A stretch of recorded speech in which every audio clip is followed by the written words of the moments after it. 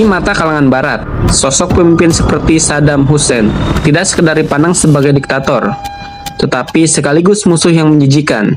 Namun, di mata para pendukungnya, mantan presiden Irak justru dihormati sebagai pahlawan karena sikapnya yang lantang memerangi Zionis Israel. Pada tahun 1976, Saddam tampil sebagai figur militer paling kuat di angkatan bersenjata Irak. Dia pun dengan cepat beralih menjadi aktor yang memainkan peran penting di tubuh pemerintahan pada masa itu. Pada tahun 1979, Saddam resmi memegang tampuk kekuasaan di Irak. Di bawah pemerintahannya, Irak segera berubah menjadi negara terkuat di Timur Tengah untuk beberapa masa yang lama. Sejak berada di bawah kendali Saddam, hubungan Irak dengan negara-negara Arab lainnya bisa dikatakan cukup variatif. Ada yang baik, ada pula yang memburuk.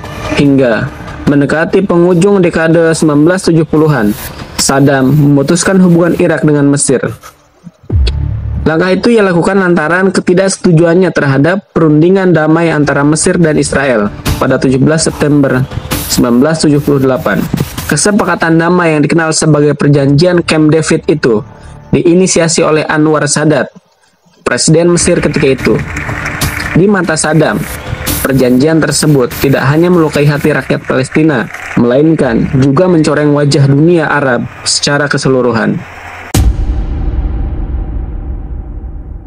Pada tahun 1990, terjadi peperangan yang disebut dengan Perang Teluk.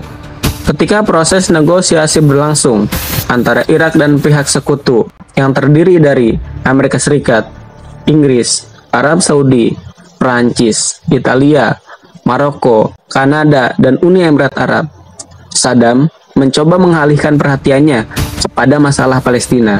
Ia berjanji akan menarik pasukan Irak dari Kuwait jika Israel juga bersedia melepaskan pendudukannya di tepi barat. Akan tetapi, tawaran Saddam tersebut ditolak pihak sekutu. Mereka berdalih, krisis di Kuwait tidak memiliki hubungan apapun dengan isu Palestina dan Israel.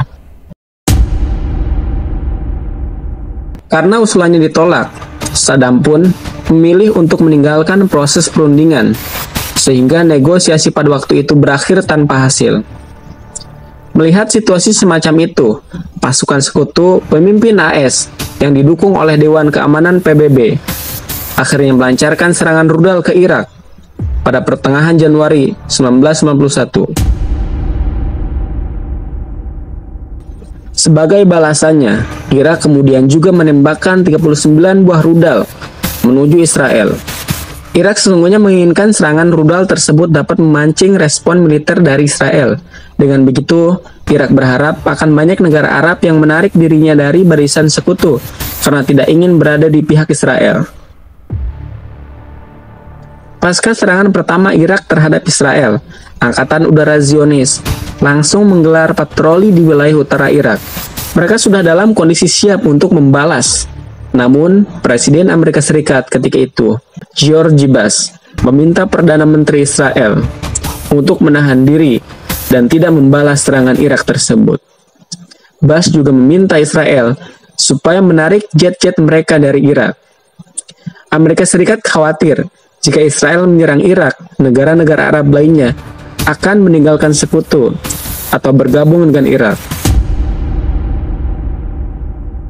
Saddam Hussein secara luas dihormati masyarakat dunia Arab atas sikapnya yang pro-Palestina. Presiden Irak kelima itu bahkan membantu sejumlah kelompok gerilyawan Palestina dan organisasi militan lainnya untuk berjuang mempertahankan tanah airnya dari penjajahan Israel.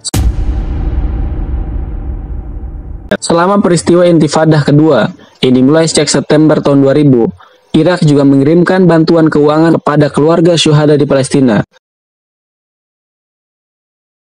Selain Saddam Hussein, pemimpin Libya, Muammar Gaddafi, yang juga dicap sebagai musuh oleh Barat semasa hidupnya, juga mendapat penghormatan luas dari masyarakat dunia Arab atas kritiknya yang tanpa kompromi terhadap Israel. Di samping itu, Gaddafi juga tidak pernah berhenti menyindir para pemimpin Arab yang memiliki hubungan dengan negara Yahudi tersebut.